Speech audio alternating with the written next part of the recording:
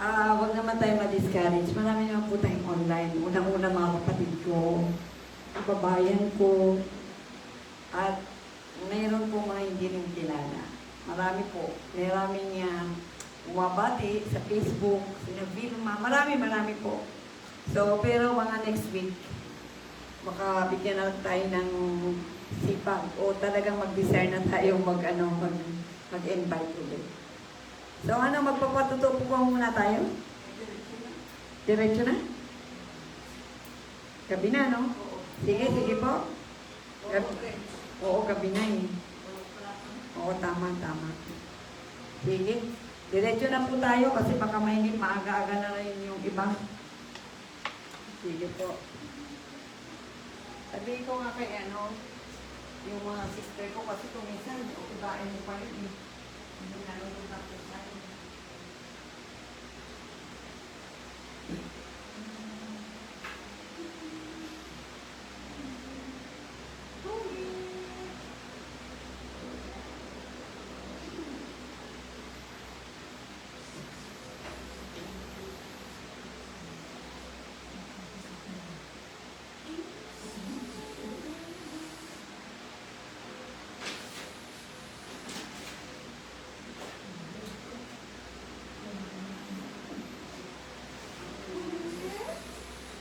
Talaga naman si Obit.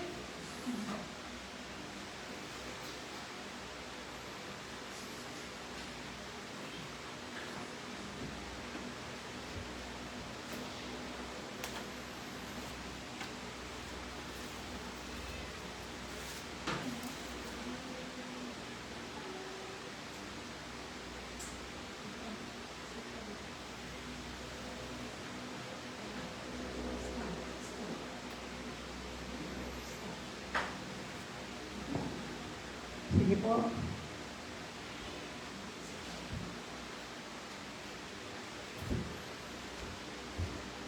Sige po, maraming salamat po muli sa mga hindi po ni Lord upang makibahagi sa gawain natin patungkol sa Panginoon.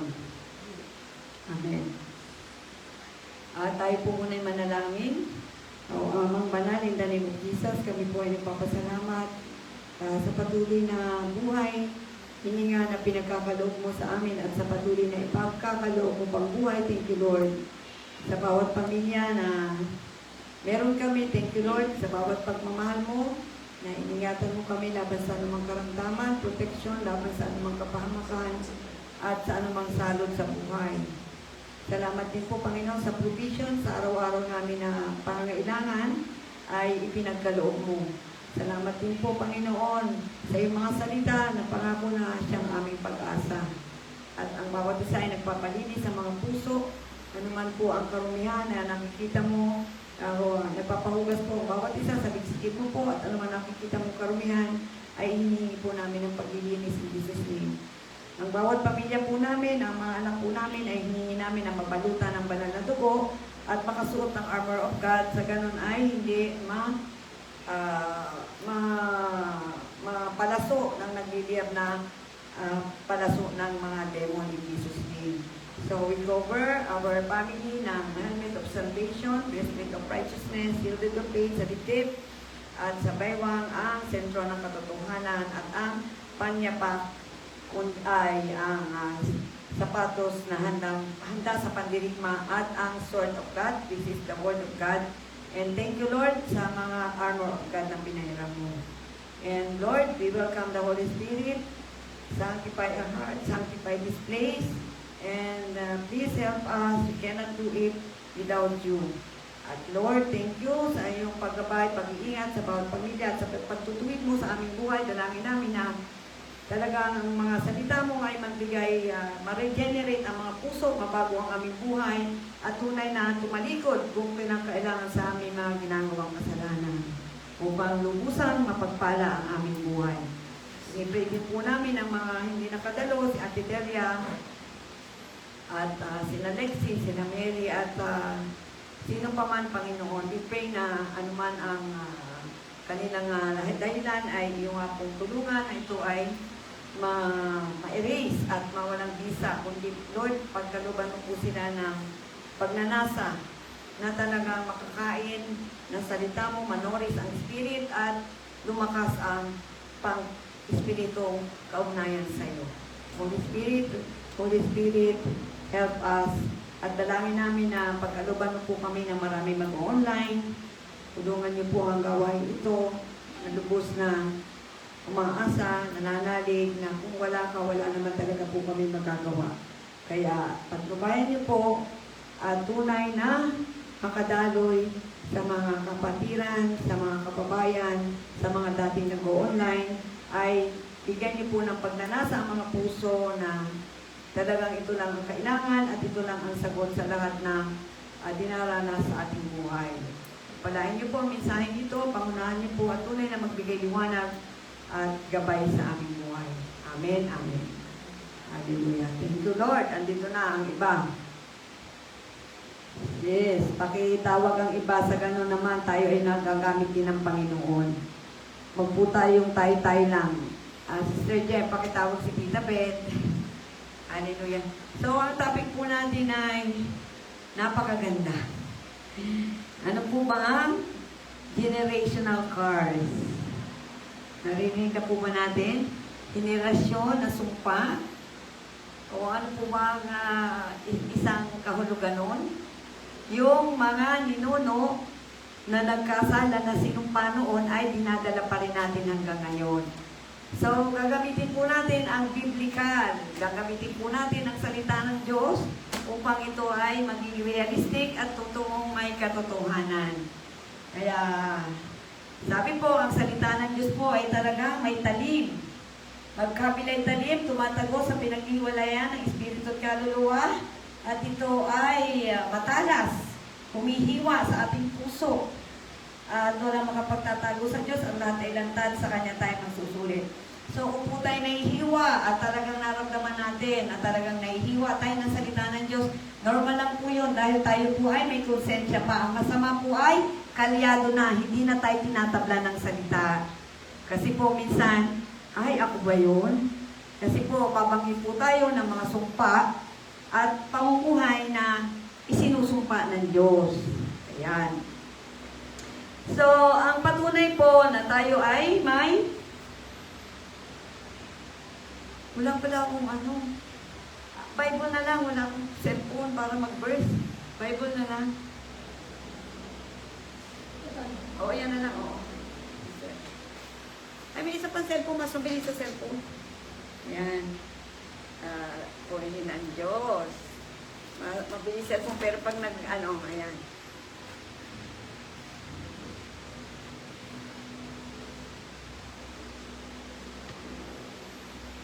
Ayan. Mabasa po muna tayo ng verse. Hindi ko na na-xerox. Yung iba lang po. Kaya hanapin na lang natin sa Bible. Hallelujah. Purihin ang Diyos. Talaga nagpapasalamat ako sa Diyos. Ayan. So, ang pinag-uusapan po natin mga kapatid ay ang generational curse. Ayan. Yung mga kasalanan ng ating ninuno, ano po ang relasyon sa panahon natin. At para po bigyan natin ng diin ang katotohanan, ito po'y babasahin natin sa salita ng Diyos. At sinabi natin, ang salita ng Diyos po ay matalas, parang magkabilay talim at tumatago sa pinaghihiwalayan ng kaluluwa. Kaya po, pasalamat tayo kung tayo nakukonsensya. Ibig sabihin po ay tayo ay hindi pa kalyado, hindi pa lubog na lubog sa kasalanan kasi meron ka pang pakiramdam. So, ang sinasabi kong generational curse na patunay ay binigyan po ng emphasize sa Matthew 1:23 na sinabi ang pinagmula ng Panginoong Jesus ay hindi ko na po lahat babasahin. Pinapatunayan lang po na mahalaga sa buhay natin ang ninuno at ito'y nakaka-apekto sa buhay natin. Bagamat hindi naman tayo nagkasala, tayo po ay apektado. Yun po ang ibig sabihin ng Matthew. So, ito ang talaan ng ninuno ni Jesus Christ. Kala natin, hindi natin pinapansin. Sa Matthew 1:23, si David ay mula sa lahi ni Abraham. Ayan. Si Abraham ang ama ni Isaac at si Isaac ang ama ni Jacob. at si Jacob ang ama ni Judah. So, hindi ko na po babasahin at napakadami. So, sa makatuwid po, bago po napanganak si Jesus sa party ni Maria, ay, sabi po dito ay, kayang may 14 na henerasyon mula kay Abraham hanggang kay David. Ayan. At may 14 na henerasyon naman mula kay David hanggang sa pagkabilang ng mga Israelita. At may 14 na henerasyon din mula sa pagkabilang hanggang kay Kristo.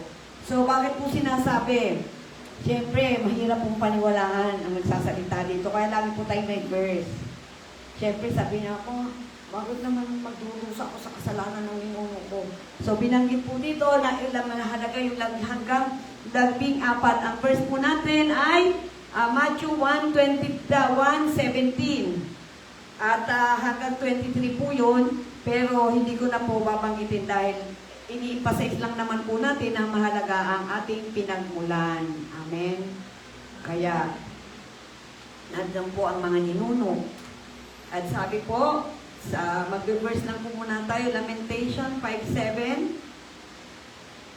Nahanap ko lang po Lamentation 5:7. Ang sabi po dito, ang mga ninuno naming patay na ang nagkasala, pero kami ngayon ang nagdurusa dahil sa kanilang kasalanan. Inuulit po natin, hindi po tayo guilty. Hindi naman tayo nagkasala, pero we are affected. Affected sa kanilang kasalanan at yun po ang ating pag-uusapan. Panaghoy 5:7, ang sabi po ng Lamentation, ang mga ninuno naming patay na ang nagkasala, pero ngayon ang nagdurusa kami sa kanilang kasalanan. Amen. So, dalangin ka po na ang mismong Banal na Espiritu ang makapagpaliwanag sa akin, sa atin, upang maunawaan natin ang affected ng mga ninuno natin. Amen. At sabi po sa Exodo, babangin po muna tayo ng mga verse para dire-diretso na minsan. Exodo 20. Exodo 20.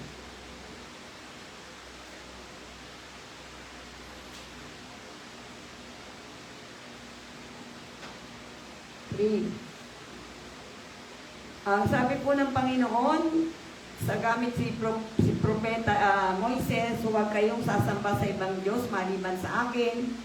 Huwag kayong gagawa ng mga Diyos-Diyosan na anyo ng anumang bagay sa langit o sa lupa o sa tubig. Ayan. At huwag niyo itong paglilingkuran dahil ako ang Diyos. Ako ang Panginoon na inyong Diyos, ay ayaw na may sinasamba kayong iba.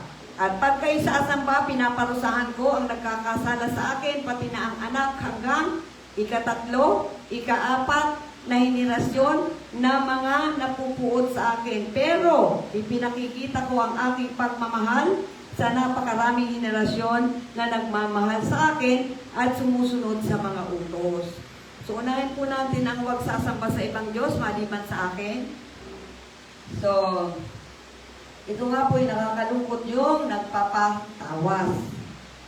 Kasi po, may ibang Diyos na behind. Hindi mo nakikita, akala mo harmless, pero may Diyos po. At ito po isang patunay na ang paglalaban ni David at ni Goliath ay mamaya po tayo pupunta doon. At talaga pong, siyempre, yung demon may power to heal. Pero ililipat lang niya yung iyong sakit sa ibang part ng katawan na taniman ka na po ng masamang espiritu. So, lalala po ang sakit at karamdaman na sabi, ito'y henerasyon na ginagawa noong unang panahon na namamana natin ngayon, ang pagpapatawas. Pero sabi, huwag kayong sasamba sa ibang Diyos maliban sa akin. Isa pa po yung mga pagpapahula na ginagawa natin noong una sa Quiapo. Sabi yan, ang behind doon, siyempre, si Satanas, na may power din naman talaga sa kasamaan, ay alam niya yung buhay natin dahil siya nga po ang demon na nakamonitor sa atin. Hindi naman natin siya nakikita. So, yun po yung sinasabi, huwag kayong sasamba sa ibang Diyos maliban sa akin dahil, sabi diyan, Huwag kayong gagawa ng Diyos-Diyosan na anyo ng anumang bagay sa langit o sa lupa o tubig. Huwag niyong paglingkuran o sasambahin dahil ako ang Panginoon na inyong Diyos ay ayaw ng sumasamba sa sinasamba kayo ng iba. At pinaparusahan ko ang nagkakasala sa akin, pati na ang anak hanggang sa ikatlo, ika-4 na henerasyon, pero ipinakikita ko ang aking nagtatlo ang asawa. Hindi po natin alam ang minuno natin kung mandaraya, manluloko. So, pero meron pong solusyon para tayo ma-release. Yun ang mahalaga ngayon. Inaano lang po natin yung kalagayan natin at meron pong solusyon ang Panginoon. Holy Spirit, help us in Jesus' name. So, basahin po muna natin ang mga verse, dito sa, ano po ba mga isinumpa? Ayan, na pwede nating i-cut in the name of Jesus Christ. Leviticus,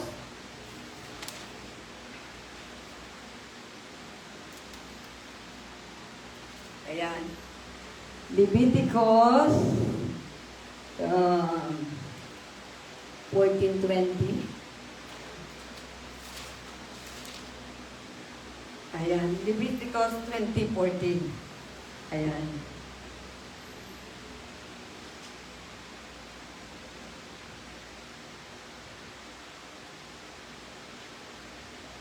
Ayan. Ito po ang mga sinumpa, fornication. Kung isang lalaki ay sumiping sa ina, silang tatlo ay dapat sunugin at sila ay susumpa. Ayan po ha, wala naman siguro. Kung ang isang lalaki ay nakasiping na hindi sila kasal. Sabi ko, matalas ang salita ng Diyos, ha? Worshipping, idol, pagsamba sa Diyos-Diyosan, sex before married, ayan. Yan po ang isa. At pangatlo po ay, ang sinumpa ni Lord ay,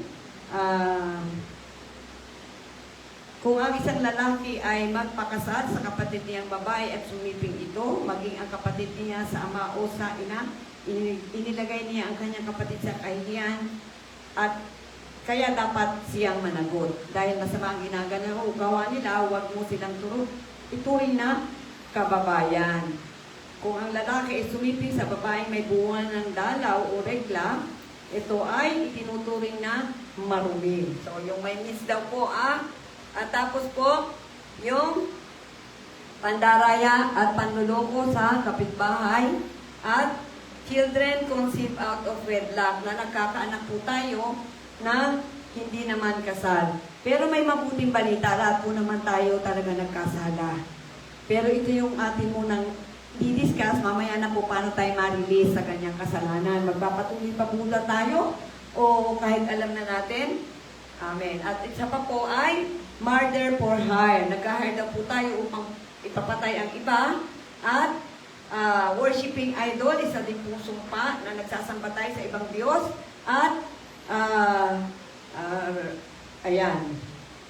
Sabi po dito, kung ang isang lalaki ay sumiping sa kanyang kamag-anak o tiyahin, ay inilalagay niyang kahihiyan ang kanyang tiyahin. Ayan. Kung ang isang lalaki, ang asawa, ay kanyang kapatid, ito, basta po lahat ng relative. Ang dami po eh. Ayan. Mga relative po pinag-uusapan ko, ang isang lalaki sumiping sa asawa ng kanyang kapatid, inilagay niya ang kanyang kapatid sa kahihiyan at dahil masama ang ginawa, namamatay silang dalawa at sinusumpa sila na ang Panginoon. Yan. So, wala naman po siguro sa atin na nakikipag sa kamag-anak. Ayan. Ayan. Pero, ayan po ang mga basihan ng sumpa in the name of the Lord Jesus. Mamaya po kung paano tayo palalayain. At sabi po sa Deuteronomy, puro verse lang po tayo para naman po huwag niyo sabihin na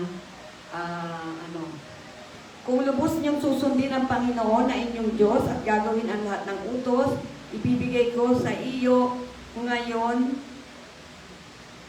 gagawin niya kayong nakakahigit sa lahat ng bansa.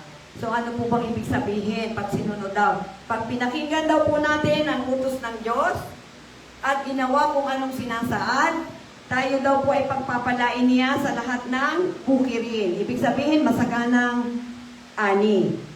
At pangalawa, pagpapalain ng maraming anak, wala pong baog, lahat ay may anak.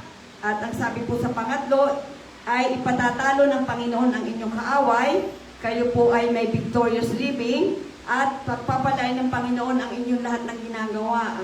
Ang gawa po, pupunuin niya ang ani ng inyong bodega, pagpapalain niya kayo sa lupaing ibinibigay niya. So itataas po ang mga sumusunod at gumagawa ng kanyang kalooban. Ayon sa ipinangako ng Panginoon ay yung Diyos, gagawa niya kayong pinili niyang mamamayan. Ayan, kung susundin ninyo ang kanyang utos, at sabi po, gagawin ko kayong pinuno ng bansa at hindi, ano ba yung hindi? Lagi ko kayong itataas at hindi sa ilalim. Lagi ko kayong nasa itaas at hindi sa ilalim kung susundin ninyong mabuti ang utos ng Panginoon. So, ibig sabihin po, hindi ka follower, ikaw ay head. Ikaw ay nangunguna, hindi ka buntot. Hindi ka sa likod, ikaw ay sa unahan. Nararamdaman na po ba natin ang buhay na ito? Hindi po. Bakit po? Di po ba sabi, hindi natin sinusunod ang ano hindi sinusunod? Hindi natin pinakikinggan ang utos ng Panginoon at pangalawa ay ang mga hindi natin ito ginagawa. So, yun po ang pangako ni Lord na kung susundin natin ang Panginoon. Ayan, meron po tayong summarize para makita natin. Ayan. So, kung susundin daw po natin, tayo ay itataas ng Panginoon, magiging mabunga ang buhay natin sa pamamagitan ng favor ng trabaho, malusog ang ating katawan, hindi tayo magkakaanak tayo, at tayo ay laging panalo, at tayo ay above, hindi tayo buntot. Ayan po. At pero kung hindi tayo susunod, ay tayo po ay may cars, may sumpa. At sabi po, ang sumpa dito ay poverty, kabiguan, at tayo ay tagasunod, at hindi tayo boss. At tayo ay may karamdaman. So, hindi ko na po, isinamarize ko na lang po kasi ito po yung, sabi, ngunit kung hindi kayo susunod sa Panginoon, hindi susundin mabuti ang lahat ng utos niya at tuntunin na ibinigay ko sa inyo, mararanasan ninyo ang sumpa. Susumpain niya ang inyong pagkain. Susumpain niya ang pagbibigay ng kaunting anak o walang anak. Susumpain niya ang iyong gawain. Malilito ka hanggang sa malipol ka. O, ayan. Sinamarize ko na lang po ito sa bitterness, mapait na pamumuhay, may karamdaman, mahirap, failure, at tagasunod ka at hindi ka above. Ayan po. At sabi nga po, chronic disease, at barrenness, problem sa menstruation, at sakit na hindi makikita ng doktor. Ayan po ang sinumpa. So ito po pinag-uusapan natin ay bahagi ng henerasyon ng ninuno natin. Di po ba binasa natin na pinahalagahan ng Panginoon ang bloodline niya na nagmula sa kay David, nagmula kay Abraham, hanggang ikalabing apat na henerasyon, na meron po siyang mga dugo galing kay Maria na tinuturing niya na namana niya ang kasalanan. Sinasabi pong generational, ito po yung mga namamanang kasalanan. Hindi po yung, iba naman po yung, ay pareho, matangos ang ilong niya kasi matangos naman ang ilong ng nanay niya eh. Maputi siya, maputi naman ang nanay niya eh. Masayahin siya, masayahin din naman yung nanay niya eh. Talaga pong nakukuha. Pero ang malungkot, ang kasalanan niya, apektado ka pa rin. Apektado ka rin dahil, siyempre, napapalo mo yung kanyang dugo. Kaya, meron naman tayo pong paraan para tayo ay ma-release. I-discuss lang po natin na kung tayo ay mag-born again, hindi naman po ibig sabihin na una-una, na-born again ka, nare-regenerate ang puso, binibigyan ka ng Holy Spirit. Pero yung po ay para bang sinasabi na kung dating liko ang buhay mo, na-born again ka, umalis ka na dun sa masama, lumiko ka, nagsisimula ka pa lang para sa magandang buhay. Ngayon, kung hindi ka magpapatuloy, nandun ka pa rin po sa cars, nandun ka pa rin po sa sumpa. Kaya nga sabi, na narito ka sa masamang pamumuhay, nagtanggap ka, medyo lumiko ka na, ayaw mo na nun, kung hindi ka naman nagpapatuloy, nandun ka pa rin sa stagnancy. Wala pa rin nababago sa'yo. Depende ron. Kasi sanctification po ang mahalaga, yung nagpapatuloy at kumakain ng salita ng Diyos. Iba po yung, sabi po nila, sa katagal-tagal po ng mananampalataya, wala na akong masamang ugali. Hindi po totoo yun. Hindi po. Kita nyo sa pulong-pulong ng born again, sila rin po ang nagsisiraan. Ang tagal po ng proseso. Kasi, pagkakatalikod, agawan ng agawan. Agawan ng agawan. Hindi mo ba intindihan kung parang tuwan-tuwa ng chismisan. So, matagal po ang proseso. Matagal po ang proseso kasi kala ng iba, kung baga na born again ka na, ini-expect na ikaw talaga ay Christ-likeness na. Ang sanctification matagal. Anyway, yung nga mga demo na nasagap mo. Kunyari, nagkaasawa ka ng hindi born again. Siyempre, naging covenant mo siya. Siyempre, may mga demonyo nakapasok sa iyo. So, in the name of Jesus, yung mga demonyo na nasa akin, I control to come out in Jesus' name. Kasi lahat po tayo, kahit akala nyo tayo ay born again na, lahat po tayo ay may demonyo. Yun po ang katotohanan na hindi matanggap ng tao.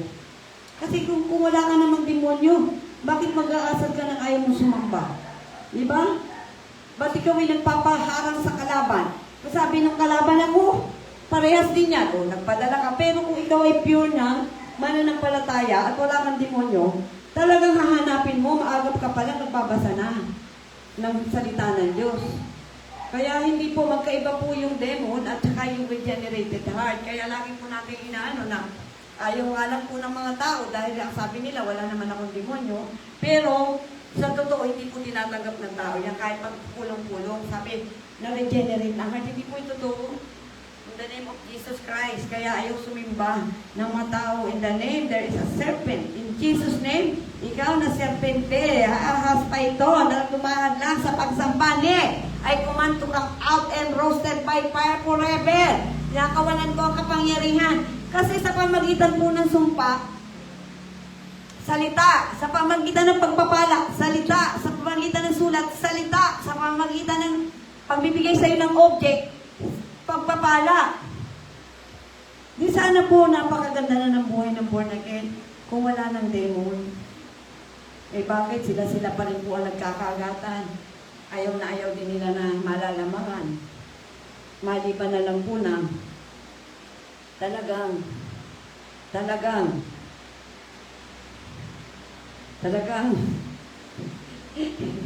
inamin na niya na siya ay may demon. Yan po ang totoo kasi gusto po natin tayo lumago. Kaya nga po ayaw nila magsamba. Maraming hindi nakakargang demonyo. Kahit sabihin 5 buwan bigyan niya ng bigas. Kaya sabi ko sa inyo nung hindi na ako nagbigay ng bigas. Nakaipon na po ako. Nakaipon-ipon po ako ng pera. Ay, alam mo, papasayan lahat-lahat. Naisip ko naman, kung ikakasaot mo naman, ayaw. At pisa kasi kami ni Tina, pwede ba kasaot natin yung demon? Ay, hindi ate. Ano po yung wala. Ay, hindi ko na binanggit. Kasi pakalala mo manis. Pero yung po ang totoo, lahat na nakapasok na demonyo, hanggat hindi mo pinalalabas ang ganyan. Hindi mo kaya yan sa panalangin. Kaya nga tinuruan tayong mag-cast out. Binigyan ko kayo ng kapangyarihan, magpalayas ang masamang espiritu, huwag kayong matuwa dahil nakakapagpalayas kayo dahil nakasulat ng pangalan mo sa langit. Malinaw. Ibig sabihin, makapangyarihan yung demonyo. Kailangan mo ng autoridad ng pangalan ni Jesus para siyang palayasin. Yan. Pero, nakakalungkot nga po pagkakwento-kwento mo na magpalayas, ayaw talaga nila. Ayaw. Kasi sabi ko na naman ako demonyo. At ako na may matagal ng born again. Igalang. Wala naman po masama. Wala naman demonyo. Ang problema, bakit pagtatalikod ditong tao ito, iba na ang chismis. At iba na ang kanyang sinasabi. At ang iba naman, talagang didirektahin ka na. Bakit yung bakit wala kang bigay ng bigas? Ang manilo ka na ha? O ilang buwan na nagsisimba, may demonyo pa. Tapos pag ikakas-out mo, hindi po papayag. Pag ayaw pumayag ng tao, hindi rin po alis ang demonyo. Kailangan, gusto niyang mapalis. Malinaw sa malinaw, gusto niya. Pag ayaw niya, sasabihin ng Deo, nababato ko alis, ayaw nga nito eh. Ayaw niya kapalit. Sino ka? Oh, kaya po talaga, pag nagpapalis, kailangan alam niya na gusto niya na lumaya. Pero ang nakakatakot nga, ay wala pong umaamin. Ay sinabi na nga na ang mundong ito ay kontrolado ni Satanas. At ano pa yung ugali mong ayaw sumisimba? Na kailangan pa talagang hilahin ka. Di ba may demonyo? Sari-saring katuwiran mo. Pero ang hirap sa tao, talagang hindi niya maamin po. Maliban siguro na nagbasa na siya ng salita ng Diyos talaga, na nakita niya talaga na talagang mahirap makalaya. Kaya nga ang laki ng gantimpala once na ikaw ay nakakilala. Maraming gantimpala, hindi lang para dito sa lupa, kundi para sa langit. So yan po yung talagang ninanais natin na sila ay magpakas out lagi. Linggo-linggo magpapakas out. Ang problema, ayaw nga po. Talaga pong ayaw nila yung ganun. Kasi sabi nga nila, sabi naman na, ano po, hindi pwedeng lumaya. Sasabihin naman, hindi mo naman ako, bakit? Yung nga mayari, ayaw kong palayasin eh, ikaw pa. Kaya kontradikta po yun. Kaya, napakahirap po dumalo. Pero kung yun, talagang magka-consign siya na siya ay pagpagusto niya magpalayas every 2 weeks o 1-2 weeks man lang, ay madali po lalayas. So, kasi binigyan po, sabi ko, ang palatandaan ng tunay na mananampalataya ay binigyan ko ng kapangyarihan magpalayas sa masamang espiritu sa pangalan ni Jesus. At makadampot ka ng ahas at makainom ng lason ay hindi maano, there is a power and authority. Mark 16:17. At ang mapatungan ng kamay ay gagaling kung may pananampalataya at makapag-speak and abe no oteleheye kendara syanda horohola makapani. So, yun po ang problema. Pero kung ang tao po ay nakikipag-agree na palayasin, lahat ng karamdaman niya lalayas.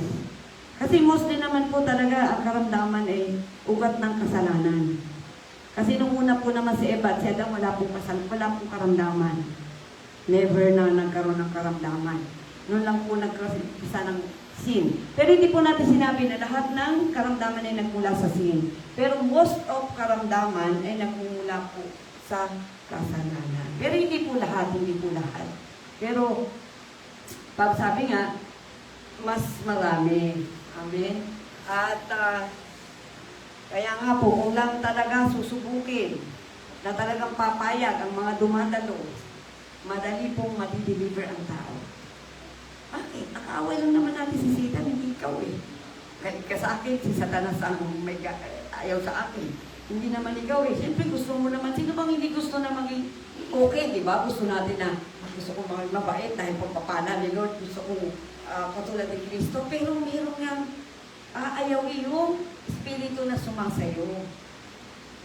Yun. Kaya hindi naman pwede magpalayas tayo. Ayaw ng palayasin, di po ba? So, mahirap po magpalayas kung ayaw niya, mapalayasin siya. At sabi po, ano po ang palatandaan ay sinumpa? Jeremiah 17:15. Pero maya po, may mga solusyon po ito. Pinag-usapan po lang natin. At pero may mga solusyon na po at yan na si Jesus. Pinag-uusapan po lang natin ito, pero may solusyon na po ang Panginoon.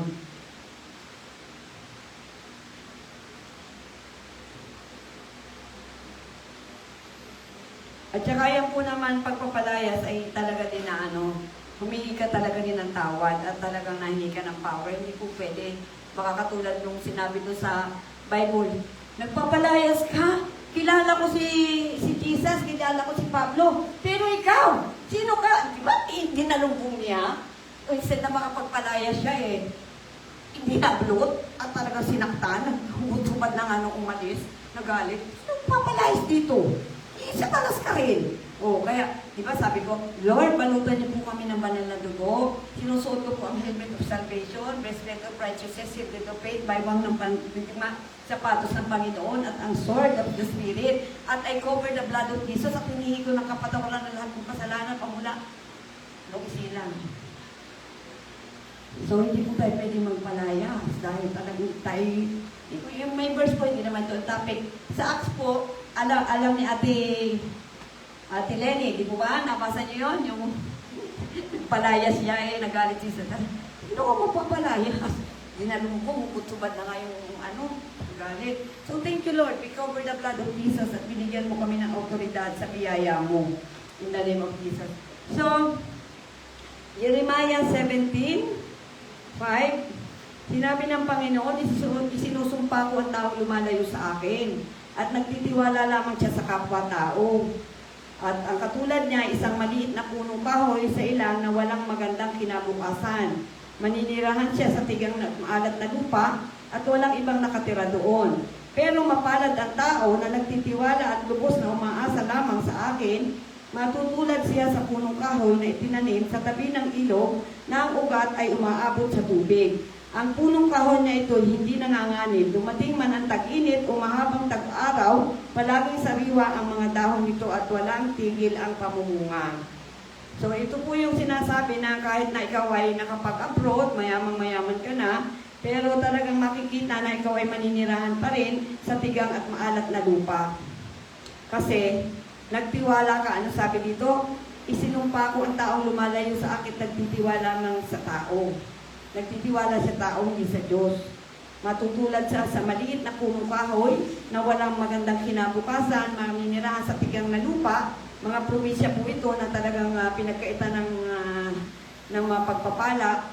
At maalat na lupain, walang ibang nakatira doon. Pero mapalad ang taong nagtitiwala at lubos na umaasa sa akin, matutulad siya sa punong kahoy na itinanim sa tabi ng ilog, na ang ugat ay umaabot sa tubig. Ang punong kahoy na ito hindi manganganib, dumating man ang tag-init o mahabang tag-ulan, palaging sariwa ang dahon nito at walang tigil sa pamumunga.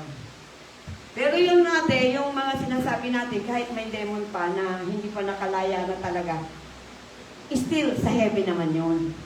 Wala po tayo sinasabi na hindi ligtas. Sinasabi lang po natin ay hindi pa siya totally malaya dahil punong-puno pa nga po ng kamandag ang kanyang buhay. So, pero siyempre, nababawa sa tagal pa naman. Medyo ang dami na rin, oo. Dahil kung wala ba namang demon, sa tingin mo ba, siguro punong-puno na ang church na ito. Punong-puno na po in Jesus' name. Punong-puno na po ang church na ito kung walang demon ang mga tao. Pero ayaw nga po pumayag, kaya ang hirap i-cast out. At hindi po aalis ang demonyo kung walang sang-ayon ng isang tao. Baka dalahuyin ka pa noon. Sabi mo, ang tigas ang ulo mo, sinasabing ayaw nito, ba't ako mahirap po. Kailangan nakakondisyon siya. Inaamin niya na meron.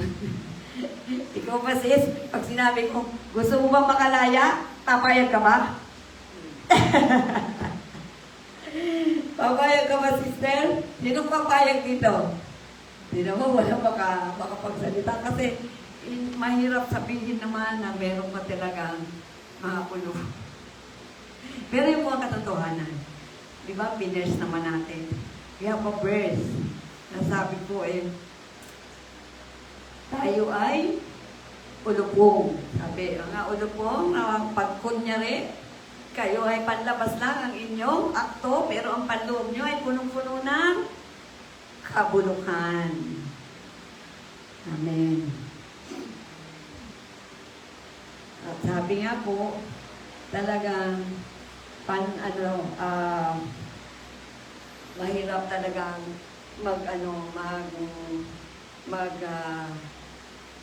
mabago ang tao.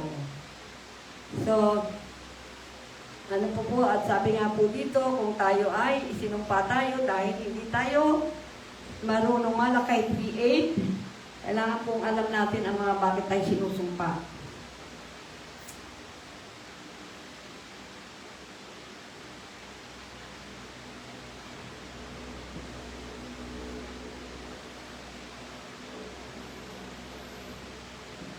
Wala po magpapakas out. Marami na po, medyo na may kinausap na po ako, ayaw nila po. Bakit po? Sabihin ninyo Old Testament. Ano po sabi sa Matthew 5:17? Sinasabi ko sa inyo ang totoo, hanggat may langit at lupa, kahit na ang kalititang bahagi ng kautusan ay hindi mawawala ng kabuluhan. hanggat hindi natutupad ang lahat. Kaya sino mang lumabag sa pinakamaliit na bahagi ng Old Testament at magturong lumabag din ay tuturing na pinakamababa sa kaharian ng Diyos. Ngunit ang sumusunod sa kautusan at nagtuturo sa iba na sumunod din ay tinuturing na dakila sa kaharian ng Diyos. So, ibig sabihin po, yung Old Testament na pinag-uusapan natin na sumpa ay wag daw babaliwalain. Sabi, hanggat may langit at lupa, kahit ang kalititan na bahagi ng Old Testament o kautusan ay hindi mawawala ng kahulugan. Hanggat hindi natutupad ang lahat. Pero kung sino man lumalabag sa maliit na bahagi ng kautusan ay nagtuturo sa iba na lumabag din sa itinuturo na itinuturing siyang pinakamababa sa kaharian ng Diyos. Ngunit ang sino mang sumusunod sa kautusan, nagtuturo sa iba para sumunod, ay tinuturing na dakila sa kaharian ng Diyos. So verse po, mas malimit po tayo sa verse. Nagpaliwanag lang po tayo sa demon kasi po, nakikita po natin na talagang mahirap ang pag-i-invite. At maiisip mo, kung hindi sila magpapakas out at magpapabible, hanggang gano'n na lang ang buhay. Bigay-bigay at wala naman nagaganap na regenerated heart. Hindi naman sila talaga natataniman. Kasi nandun pa yung rebelde na si serpent in Jesus' name. Kaya wala naman po talaga, ayaw po talaga nila na magpapakas out. Ayaw. Kaya siguro, dahil naririnig din nila yung tinig ni Satan, huwag ka magpapakasawa. Wala. So, diba, ang Satanas ay mapandaraya. Ibo ba?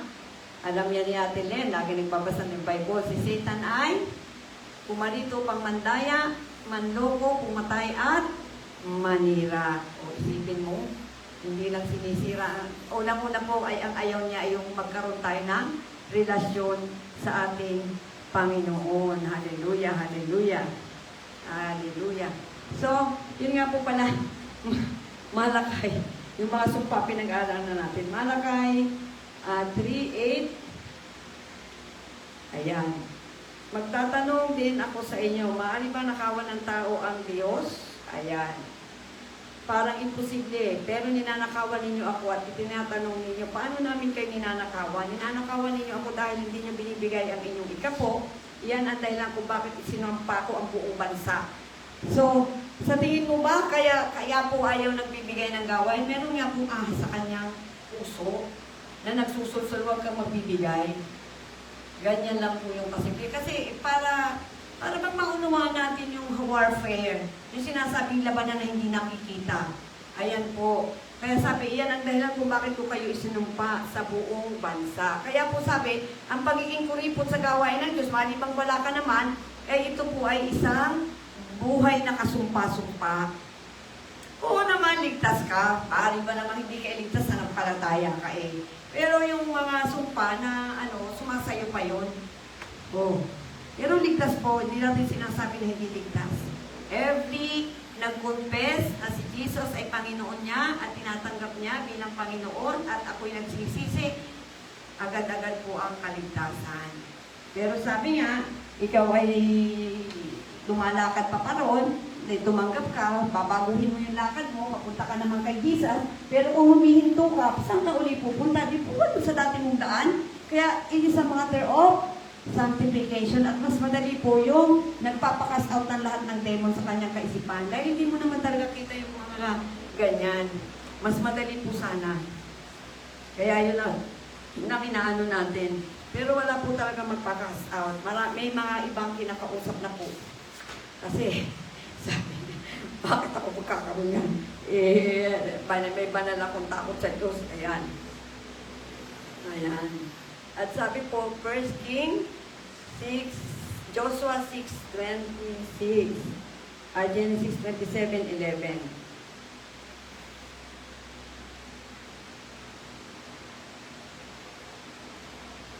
Ayan. Ito po yung kwento na, si Rebecca. Sabi po niya, sa 11, para lang may istorya. Pero sinabi ni Jacob sa kanyang ina, paborito kasi siya ni Rebecca.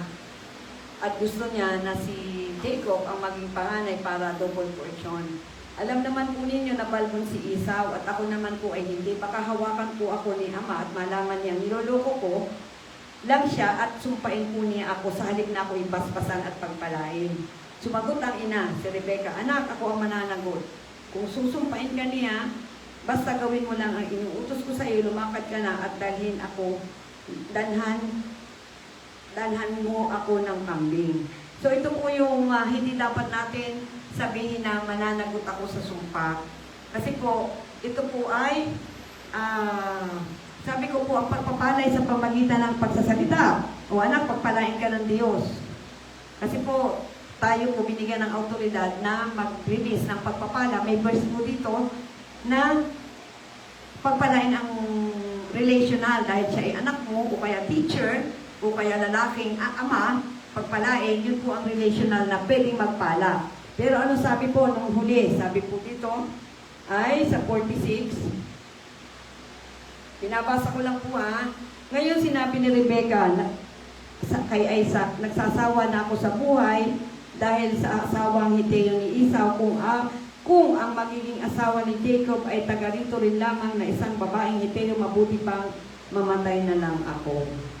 So dahil po sa yung mga sumpa na sinabi ng ina, wag mo na pong pagpalitin ang aming wag mo nang pagpalitin, babasbasan si Esau bilang panganay bago mamatay ang aking ama, ay ako naman ang iyong ipapalit, ay ito isang kasalanan at ako'y mananagot, baka instead na ako'y pagpalain, ako'y sumpain. Pero ano sabi ng nanay? Ako ang mananagot. So siya po ang managot, kaya siya po ay nagkaroon ng depression at malaking kalungkutan at sinasabi po niya na talagang gusto niya nang mamatay dahil sa sinumpa niya na po ang kanyang sarili. Imposing. Ang sabi daw, sinusumpa mo ang sarili mo, yung gustong mamatay. Pero sabi sa sa 118, verse ano ba yun? I live not die to proclaim the good works of the Lord. Yan. I live, hindi ako nabubuhay at hindi ako mamamatay upang ipahayag ang salita ng Diyos. I live not die to proclaim the good works of the Lord. Ayan. At sabi po, ano pang sumpa? Sa 6:26, ito naman po mga malalalim na Joshua 6:26, Joshua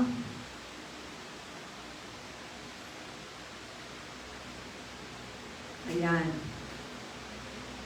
Nang panahong iyon, binalaan ni Joshua ang mga Israelita, isusumpa ng Panginoon ang sino mang maghangad na itayo ulit ang lungsod ng Jericho at mamamatay ang panganay na anak na sino mang magtayo ng pundasyon o sino mang gagawa sa pintuan. Ayan.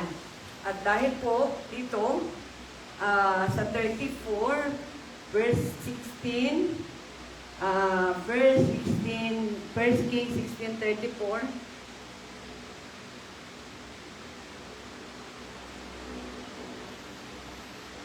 Ayan. Nang panahon ng paghahari ni Ahab, muli ipinatayo ni Hel. Di po pa sabi, ang sabi ng Panginoon, isusumpa niya ang magtatayo ng Jericho. Ito po ay binagsak nila dahil para makadaan ang Israelite papuntang Kanaan. Ngayon, ang sabi ni Lord, ang sino mang magtatayo ng pader na ito ay papatayin o isusulumpa. Ay nung 500 years after ay ito na nga po, ng panahon ng paghahari ni Ahab, muling ipinatayo, ayan, ni Hel, taga Bethel ang Jericho, na sinabi ni Lord kanina na isusumpa niya. Habang ipinatatayo niya ang pundasyon, namatay ang panganay niyang anak na si Abiram, at habang ipinapagawa naman niya ang pintuan, namatay ang bunso niyang anak na si Sigob. Nangyari ang lahat ng ito ayon sa sinasabi ng Panginoon sa pamagitan ni Joshua na anak ni Nun. Ayan po. Ito po ay isang biblical na story ng sumpa. Para po, pag sinabi ng mga lingkod ng Diyos na ito ay wag gagawin, ito ay sinumpa, malamang po na tayo ay sumunod kasi po sila po yung nagbabasa ng salita ng Diyos. Pag sinabi, masama ang magpatawas, huwag po tayo mag-ulit-ulit magpatawas, total napapatawad pa naman. Kasi po yun ay huwag tayong sasampa sa ibang Diyos maliban sa ating Diyos. Huwag tayong hihingi ng kagalingan sa iba maliban sa Diyos natin. Joshua Ah, Joshua 6:26. Binalikan ko lang po, sinumpa ng Panginoon ang sino mang maghangad na itayo ulit ang lungsod ng Jericho, mamamatay ang panganay na anak ng sino mang magtayo ng pundasyon o sino mang gagawa ng pintuan ito. At doon po sa First King, number 16, verse 34, ay mayroong naghangad na nagpatayo at sila nga po dalawa ay namatay. So ang punto lang po natin dito, kailangan po tayo magbasa ng Bible upang maunawaan natin ang pamumuhay na ayon sa kabila, at dahil nakakaawa naman yung magiging anak natin, ipapamana mo pa ang kasalanan mo sa anak mo. Hindi nga po siya magbabayad, pero apektado pa rin siya. Dahil po, di po ba? Sabi ang kasalanan ng henerasyon. O, di po ba? Hindi natin alam kung ang henerasyon mo ay witchcraft, divination, o maraming asawa. Kaya di ba, minsan sasabihin po natin, ay, anak, wag yan, kasi ang pamilya niya maraming asawa. Transfer. Pero paano po ba tayo ma-release? Doon na lang po tayo mag-usap kung paano tayo ma-release. Kung paano tayo makalaya. Ano? Unang-una po, ano po sabi sa Galatia 3:13? Isinumpa tayo dahil hindi natin masunod ang buong utos ng Diyos, pero inalis ang sumpa sa magitan ng kamatayan sa krus ng Kalbaryo. Malinaw po, Galatia 3:13. Kung ito po'y ating panghahawakan, at sabi nga, itong paglakad natin ay liliko tayo, at di tayo tuloy-tuloy sa kasamaan, at liliko papunta sa Panginoong Hesus, at sasabihin natin na hindi natin masunod ang kautusan dahil sinumpa tayo, pero binayaran ng Panginoon sa krus ng Kalbaryo. At yung dati mong lakad na papaganon, liliko ka patungo sa Panginoong Hesus, mag-uumpisa ka papunta sa Kanya. Hindi ibig sabihin na talaga overnight na ikaw ay may maayos na buhay. Actually, yun yung mga mananampalatayang mas marami pong pagsubok dahil sa bawat ganda at sunod sa Diyos, may parusa ka kay Satan. Kasi ayaw nga po ni Satan. Kaya mas gusto niya, hayahay ka na, at para sa amin ito nagdadamay. Pero the moment na talagang gusto mo sumunod, magyaya ng kaluluwa, may parusa ka. Kaya ang hirap. Hirap po. So, ano pa po ba? Sabi ko, Galatia 3:13. Ano pa ang mga verse natin? Colossians 2:14-15. Ang sabi ng Panginoon, ito po ay pwede nyo tingnan at isulat sa biyaya ng Diyos sa memorya ko. Inalis ng Diyos ang sumpa. Di ba marami sumpa tayo? Sinumpa. Dahil yung tatay mo, ilan ang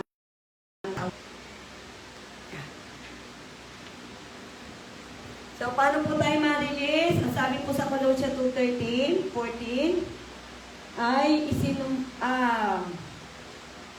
sinumpa tayo dahil hindi natin masunod ang kautusan. Parang magkaparehas, pero inalis ng Diyos dahil sa kamatayang ginawa sa krus ng Kalbaryo, at doon din sa krus ng Kalbaryo ay sinamsam niya ang kapangyarihan ni Satanas at ipinarada niya bilang tagumpay. Kung baga po, tagumpay na tayo at sinamsam na ni Lord, talunan na. Kaya lang po, hindi po siya makapayag, kaya siya ay nagpupumilit pa na hilahin ang mananampalataya, going to back sa dating pamumuhay.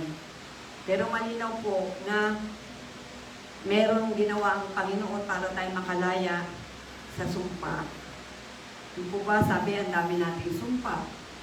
Yung pakikipag-sexual ang hindi kasal. Ano pa? Mga ninuno na nagkukulam, nagdidivination, nagsampa sa ibang Diyos.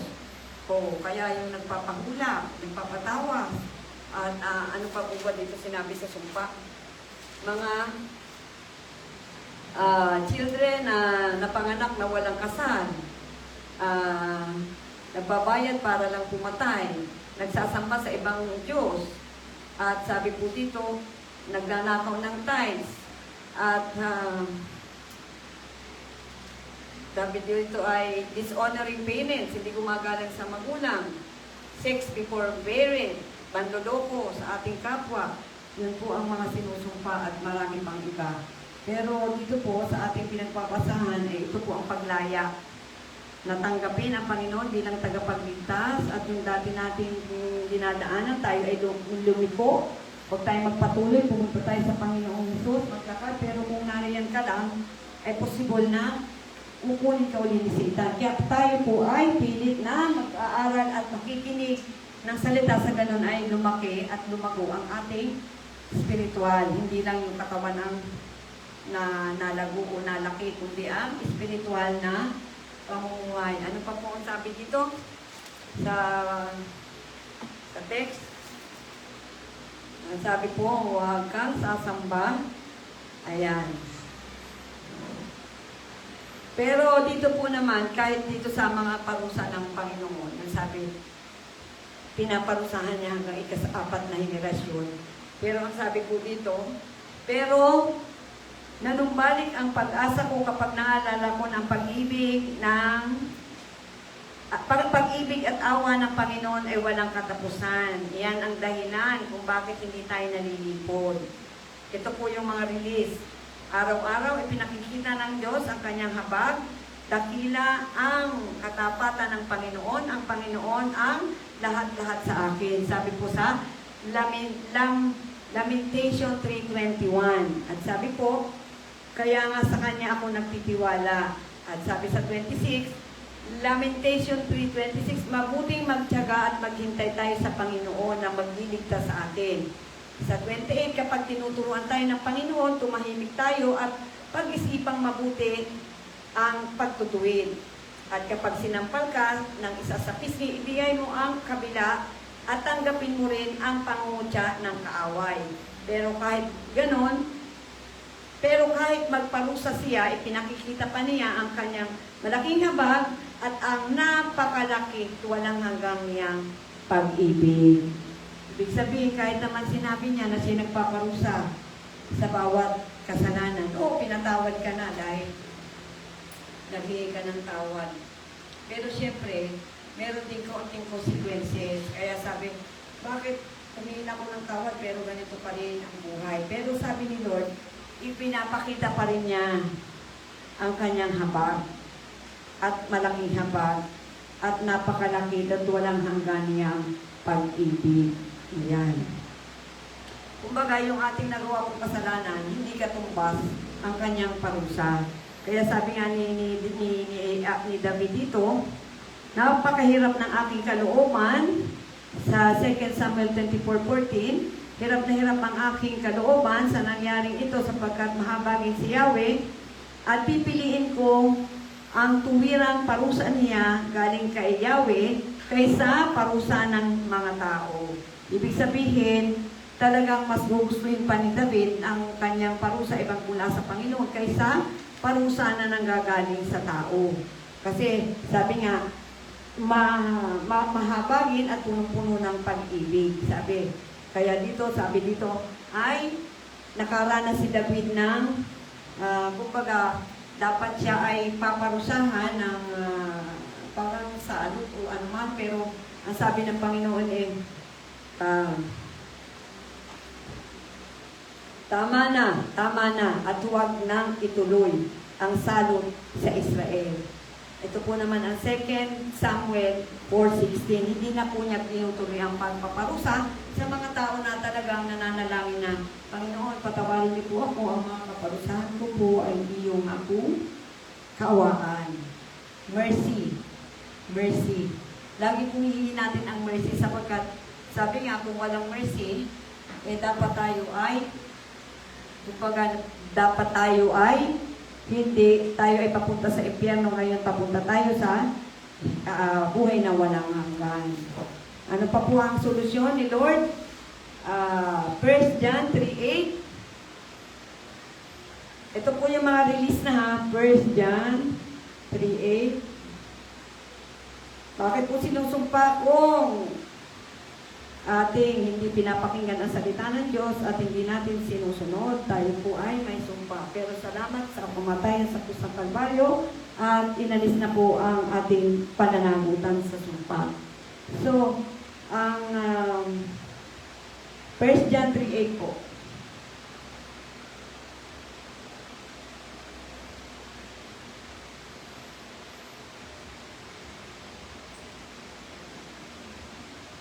First John 3:8, ngunit ang nagpapatuloy sa kasalanan ay kampo ng dyablo.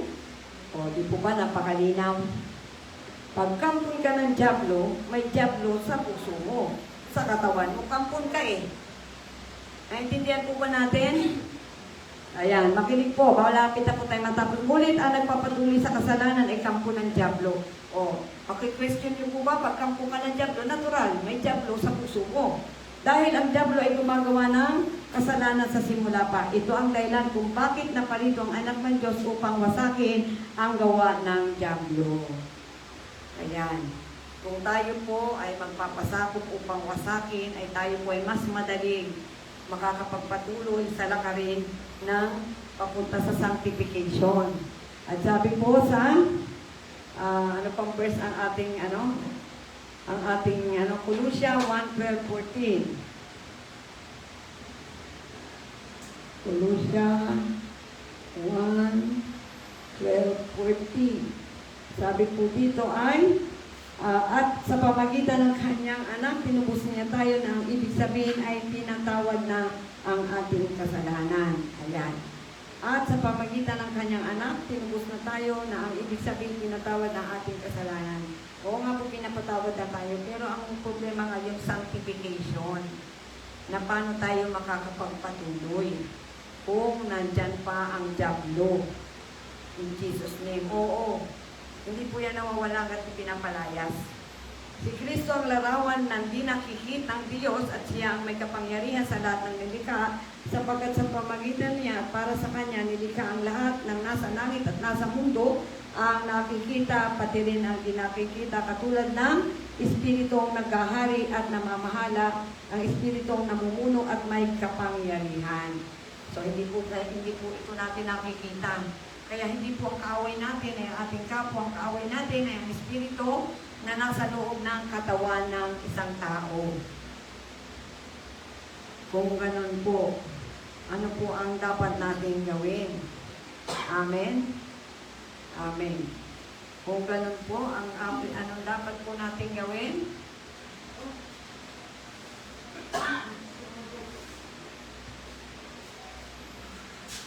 Oh, palis na siya. Oh, hindi ka nakikita.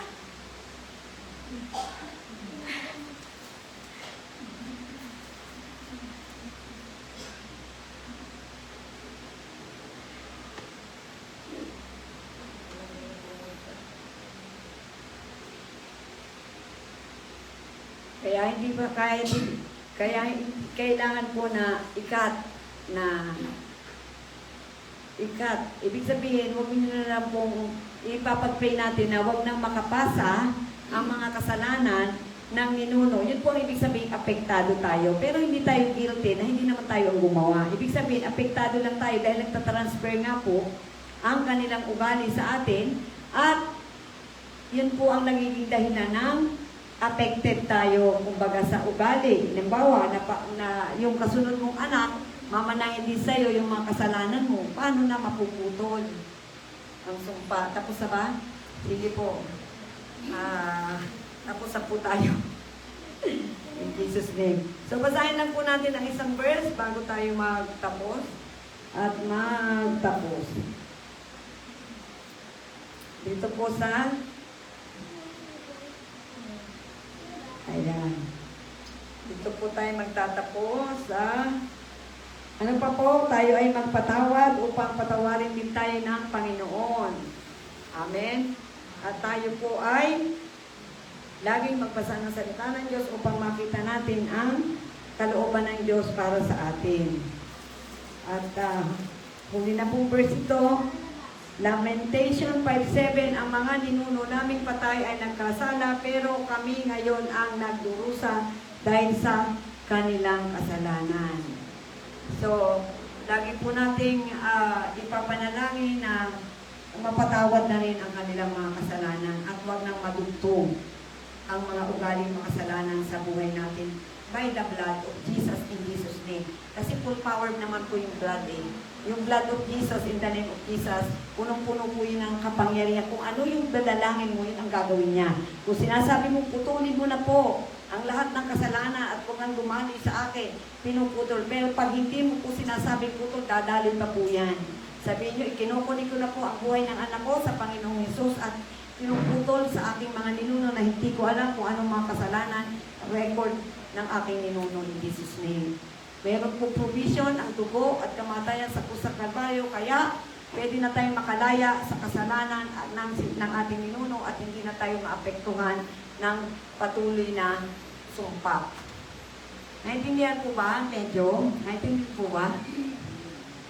Amen. Sige po. Ano pong kasunod natin? Dahil sinopening, dahil po sabi, sinusumpa tayo, sabi nga po, kung tayo ay istingin, naintindihan po naman ni Lord kung wala. Ang ibig sabihin lang po, kung daw tayo po ay kuripot sa gawain ng Panginoon, tayo din ay isinumpa. At hindi na po yun mababago, yun po ay salita ng Diyos. Hindi po ako pwede magsalita dito ng wala. Malakay 3:8. Pero kung wala po, wala namang problema, alam ng Panginoon yan. Hindi po. Sinasabi lang po natin ang mga bagay na isinumpa. Hindi tayo po, naiintindihan po natin kung wala. Always, we understand in Jesus' name. Salamat po.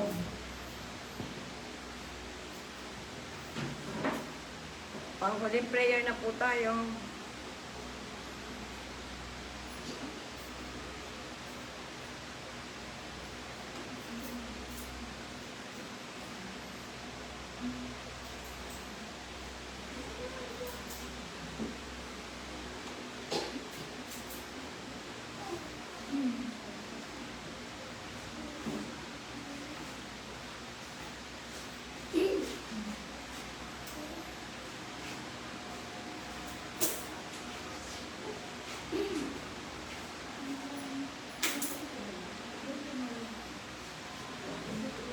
Ate, pakipray mo tayo. Tapos ako ang mag-pray. Yung mga hindi nakabigay at nagbigay, pray na rin natin. Lahat naman tayo. So, napakinggan niyo po yung pagkain spiritual kanina. So, lahat po na nakapakinig na gusto. Ngayon naman po, paadala po tayo sa ating tithe seal offering. Ang wala, okay lang. Okay lang po, okay lang. Okay lang. Kaya, Lord, maraming salamat Panginoon sa Okay lang po. aming tithes and love offering. Lord, salamat sa mga nagbigay at sa hindi naman po nagbigay, Panginoon, salamat din po dahil ang oras, Panginoon, na inilaan nila sa Panginoon ay napakabutip at napakadakila, Panginoon. Lord, salamat ang bawat isa, Panginoon, na naglaan po ng oras, Panginoon, para makinig ng iyong mga salita. Ang lahat ng pakinggan, Panginoon, ay tumimo sa aming puso.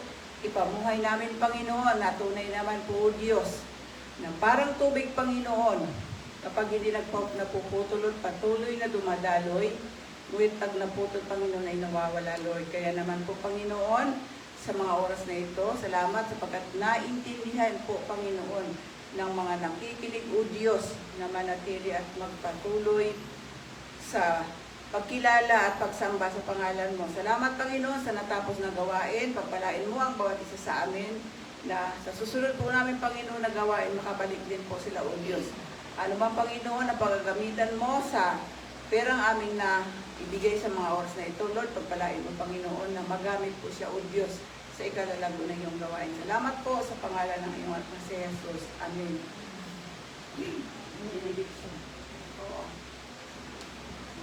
Sige po, maraming salamat po, Panginoon, sa mga hinipo mo na dumano. We pray, Lord, ang bawat pamilya ay cover ng blood of Jesus at protektahan sa anumang karamdaman, sa alot kapamakan, at lahat ng hindi maganda. Iyanis ko Jesus name. Langin po, pagpalain niyo po sila, ang bawat pamilya, ng pangailangan everyday mula sa kayamanan na hindi nauubos in Jesus name. Dalangin ko po na talagang bigyan mo po sila ng uwaw sa inyong salita, lagyan mo po sila ng pananampalataya na hindi magduda na ang Panginoon ang kailangan sa bawat buhay ng tao. Panginoon, ang lahat na sabi nga, seek ye first the kingdom of God, and it shall be added unto you. Tuloy kong dalangin na buksan niyo po ang spiritual eye, spiritual ear, spiritual mind upang makita ang iyong kadakilaan at ang mga plano mo na nilikha lahat para sambahin ka sa Espiritu katotohanan. Pagpalain niyo po ang pagkauhaw at patuloy na magpadala ka po ng mga kaluluwa, pagkalooban mo po ang bawat isa na may malasakit sa kapwa upang ma-invite at tunay na makakilala in the name of Jesus. Lahat ng umahadlang, tumalay mga demon ay confronted to come out in the name of Jesus sa lahat ng tao na aming hiniimbitahan. We pray na ang kapangyarihan ang maghahari sa bawat puso ng una po hinihingi ng kapatawaran dahil kung wala naman talagang puno ng kasalanan ay hindi nila mararamdaman ang sila ay nangangailangan ng Diyos. Kaya una po ang ipapanalangin natin sa bawat tao ay ang kapatawaran gaya ng paghingi ng tawad natin sa ating hindi pananalig at pag-una sa ating mga ibig sabihin yung panuntunan ng buhay na sinusunod natin ay ang ating nais at hindi natin sinusunod ang gusto ng Panginoon. Patawarin niyo po ang lahat. At we pray na talagang ang konbikta ng banal na Espiritu ay talagang sumapuso ng bawat tao upang sila ay magkaroon ng pagnanasa sa salita ng Diyos, pagnanasa na sundin at pagkaroon ng pananampalataya na sa silong lang ng Panginoong Yesus ang kaligtasan at hindi sa iba't ibang paraan. Salamat po at mula sa kayamanan hindi nauubos, pagkalubo po sa amin, sa pamilya, sa bawat dumalo ang lahat ng pangangailangan. We are grateful, Lord. We are thankful, Lord. We praise you and we worship you. We glorify your name. Oh, Jesus, Jesus. Thank you po. And salamat. In Jesus' name, Amen. Amen. Palakapakan po natin si Lord. So, thank you po mga ate. Thank you rin. Dahil masaya naman tayo, nakapagpatuloy. Salamat po, ate. Oo, salamat.